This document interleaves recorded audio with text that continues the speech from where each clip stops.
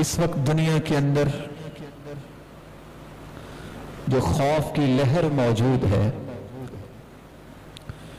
کہ شاید موت مجھے نہ آ جائے، حالانکہ موت تو سب کو آنی، لیکن آنی اس وقت ہے جس وقت اللہ کا فیصلہ ہوگا۔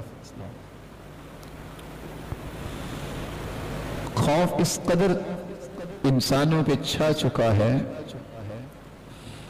کہ اس خوف کے اندر اللہ کا خوف اور دنیا کے خوف میں فرق یہ ہے، جتنا اللہ کا خوف دل میں زیادہ ہوتا ہے اتنا انسان اللہ کے قریب ہوتا ہے، اور دنیا کا خوف جتنا زیادہ ہوتا ہے وہ دنیا سے بھاگتا ہے۔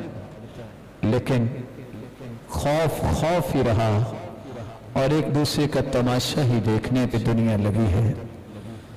کاش یہ خوف اس بات کا ہوتا کہ اگر اللہ مجھ سے ناراض ہے، اس حالت میں میں دنیا سے چلا گیا تو کیا بنے گا۔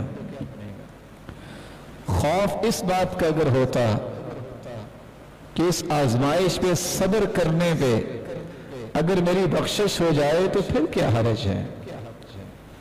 کوئی کہہ رہا ہوتا ہے کہ اللہ ناراض ہے اور بیت اللہ بھی ناراض ہو گیا، زمین بھی ناراض ہو گئی، کبھی کسی کو توفیق نہیں ہوئی کہ وہ قرآن کا مطالعہ کرے، انبیاء کے قصے پڑھے۔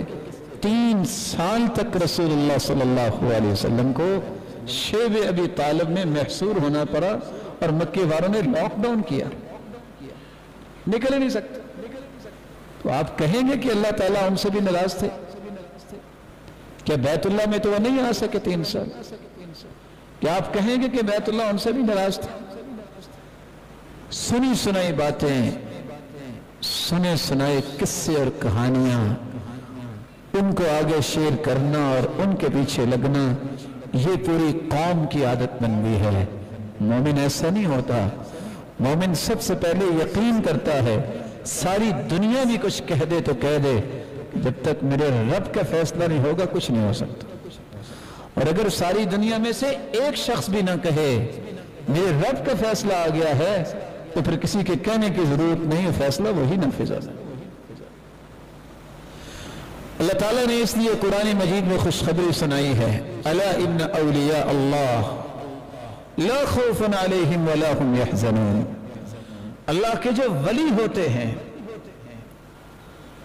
وہ بھی اس معاشرے کا حصہ ہے، وہ بھی اسی زمین میں بستے تھے اور بستے ہیں اور کل کو بھی اللہ پیدا کریں گے، لیکن خوف ان پہ کبھی غالب نہیں آتا، غم ان کو کبھی نہ ڈھال نہیں کرتا۔ پریشانیاں تو انبیاء کو بھی آئے، غم تو انبیاء اور رسول کو بھی آئے، لیکن غم کا آ جانا یہ انسان ہونے کی نشانی ہے، لیکن ہر وقت غمگین رہنا یہ بے ایمان ہونے کی نشانی ہے۔ خوف کا آ جانا یہ انسان ہونے کی نشانی ہے۔ موسیٰ علیہ السلام نے لاٹھی پھینکی اللہ کے حکم سے، وہ اژدہا بن گیا، موسیٰ بھاگ پڑے۔ یہ فطرتی خوف ہے۔ ایک خوف وہ ہے کہ فلاں میری جان لے لے گا، یہ صرف اللہ تعالیٰ کا خوف ہونا چاہیے۔ کسی اور کا خوف اگر کسی انسان کا آ جائے تو شرک بن جاتا ہے۔ ایک اللہ کے عذاب کا خوف ہے، یہ انسان کے اندر خوف آ جائے تو اس کا سب سے خوبصورت ایمان بن جاتا ہے۔ ایک اللہ تعالیٰ کا خوف ہے، یہ اس کو نصیب ہوتا ہے چوفی کے سمے خوف کی، کہ میں اللہ سے محبت کرتا ہوں، اس کا خوف کہیں میرا رب مجھ سے ناراض نہ ہو جائے، یہ اللہ کے ولیوں کی نشانی ہے۔ فطرتی خوف، اس کا کوئی گناہ نہیں ہے۔ موسیٰ علیہ السلام بھی خوف زدہ ہو گئے تھے، لیکن مخلوق میں سے اللہ کے علاوہ کسی اور سے اس طرح ڈر جانا کہ یہ میری موت کا سبب بن جائے گا، یہ تو اللہ تعالیٰ سے دوری کی بات ہے۔ الا ان اولیاء اللہ لا خوف علیہم ولا هم يحزنون۔ اللہ کے جو ولی ہوتے ہیں ان کو خوف نہیں ہوتا، وہ غمگین نہیں ہوتے، صرف دنیا میں نہیں، نہ قبر میں نہ حشر میں۔ یہ اللہ کے وعدے ہیں۔